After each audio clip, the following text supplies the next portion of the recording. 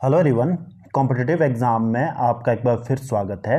आज मैं आपके साथ यहाँ पर जो पिछले कल एक न्यूज़ निकल कर आ रही है कि हिमाचल प्रदेश के जितने भी रिटायर होने वाले एम्प्लॉयज़ हैं उनको जो है एक्सटेंशन दी जा रही है। तो इसके रिगार्डिंग जो है कल नोटिफिकेशन जारी हो गई है। तो आप देख सकते हैं कि government of Himachal finance department की ये जो है नोटिफिकेशन रहने वाली है और 24 जुलाई को ये रिलीज़ हो चुकी थी, लेकिन कल ही जो है ये मीडिया में देखने को मिली है। तो आप देख सकते हैं कि ऑफिस मेमोरेंडम यहाँ पर कहा गया है। इसमें मैं आपको बता दूं जितने भी आपके बोर्ड कॉरपोरेशन या अदर जितने भी डिपार्टमेंट्स रहेंगे उनमें जो आपके क्लास 1 से लेकर क्लास 3 के जो एम्प्लॉयज़ हैं उन्हें जो है रिटायरमेंट के बाद यानी 58 के बाद भी 1 साल और एक्सटेंशन दी गई है।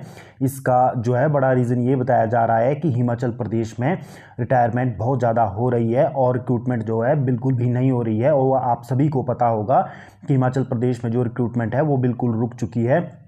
लगभग पिछले 3-4 या 4-5 साल में रिक्रूटमेंट बिल्कुल ही कम हुई है।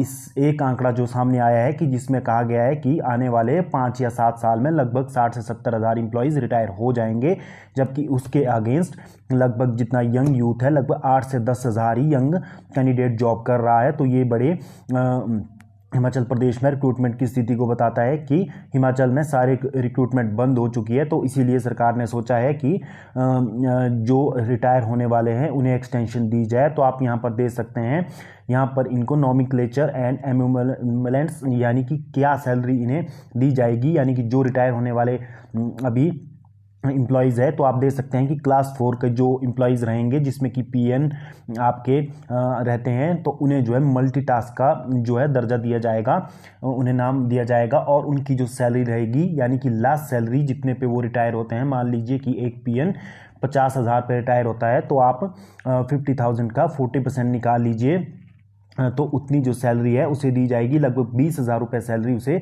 दी जाएगी जो उन्हें 1 साल की जो है एक्सटेंशन दी जा रही है और इसे एक्सटेंशन को बढ़ाया भी आगे जा सकता है। तो क्लास 3 के जो एम्प्लॉयज़ रहते हैं जिसमें कि आपके क्लर्क्स यानी कि JOIT यानी जितने भी जो जॉब्स रहती है क्लास 3 की, उन्हें जो है ऑफिस असिस्टेंट का नॉमिक्लेचर दिया गया है यानी कि नाम दिया गया है। उन्हें भी जो है लास्ट ड्रॉन सैलरी की, मान लीजिए कि कोई क्लर्क या कोई जो है क्लर्क जो है 1 लाख पे रिटायर होता है तो आप 40% मान के चलिए तो 40,000 रुपये उसे सैलरी दी जाएगी। तो क्लास 2 और क्लास 1 के जितने भी एम्प्लॉयज़ रहते हैं उन्हें जो है वर्क सुपरवाइज़र का जो है दर्जा दिया गया है। तो उनकी जो सैलरी रहेगी वो भी आपकी लास्ट सैलरी का 40% रहेगी, यानी कि मान लीजिए कि यदि कोई 1.5 लाख पे रिटायर होता है तो आप 1.5 लाख का 40% निकाल सकते हो, तो उतनी सैलरी जो है उन्हें दी जाएगी। तो अब बाकी आप देख सकते हैं कि जितने भी जो प्रोफेशनल रहते हैं जैसे कि कोई डॉक्टर्स, इंजीनियर या अदर जो मिनिस्ट्रियल स्टाफ रहता है रिटायरमेंट के बाद यानी कि 58 के बाद यदि वो रिटायर हो जाते हैं तो उन्हें एक्सटेंशन के रूप में जब उन्हें एक्सटेंशन दी जा रही है तो उन्हें आप देख सकते हैं तो उन्हें जो सैलरी है उनकी लास्ट ड्रॉन सैलरी का 50% दिया जाएगा।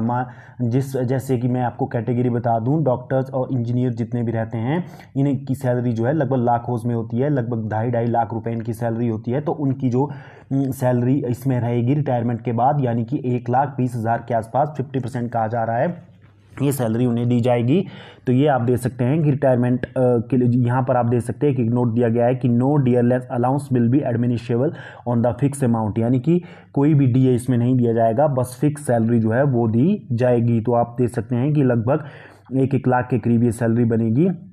टेन्योर आप देख सकते हैं कि the tenure of engagement shall be for the period of determined by government and will be effected from the date of issue of the order. तो आप देख सकते हैं कि जैसे ये ऑर्डर पास हो चुके हैं तो ये विद इफेक्ट में आ चुका है।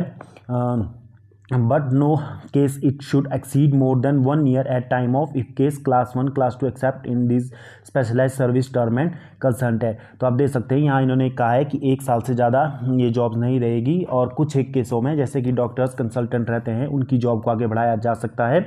TED आप देख सकते हैं कि TADA जो रहेगा वो आउटसोर्स जो पर्सन के बेस पर जो रहता है उसके हिसाब से दे सकता है। लीव आप दे सकते हैं कि he shall be entitled to leave as admission to an outsource person, यानी कि जितनी आउटसोर्स कर्मचारी को लीव दी जाती है वही जो है उन्हें लीव दी जाएगी।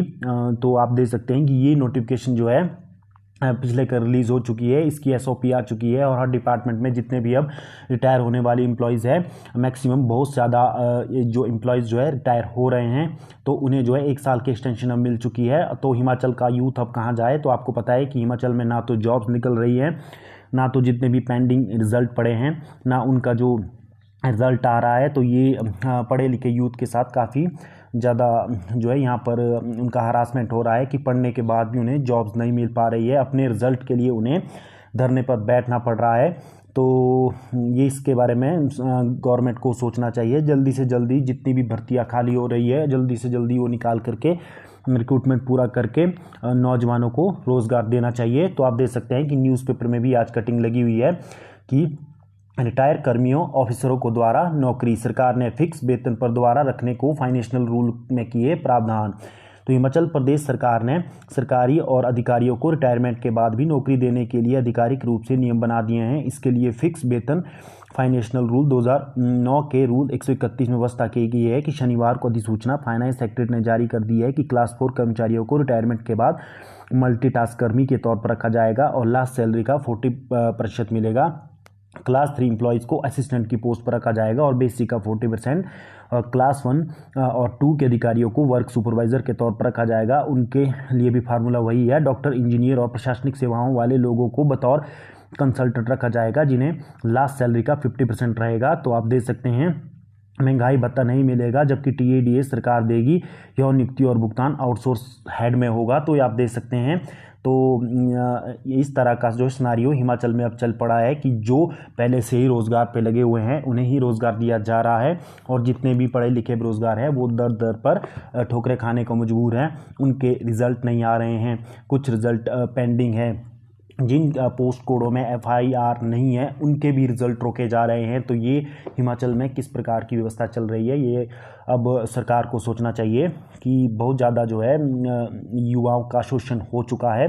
तो इसीलिए जल्दी से जल्दी रिक्रूटमेंट प्रोसेस पूरा किया जाए और भर्तियों को पूरा किया जाए, ये सरकार का एम होना चाहिए।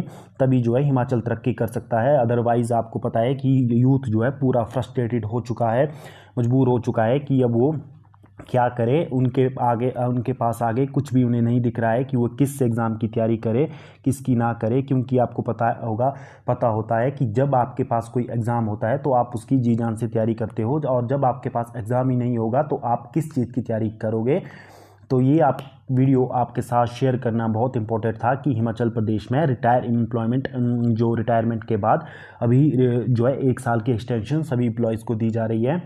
तो आपका इसमें क्या व्यूज़ है, तो आप कमेंट बॉक्स में ज़रूर हमें बताइए कि क्या सरकार का ये फैसला आपको सही लग रहा है। तो आप ज़रूर कमेंट बॉक्स में कमेंट कीजिए। आज की वीडियो के लिए इतना ही, धन्यवाद।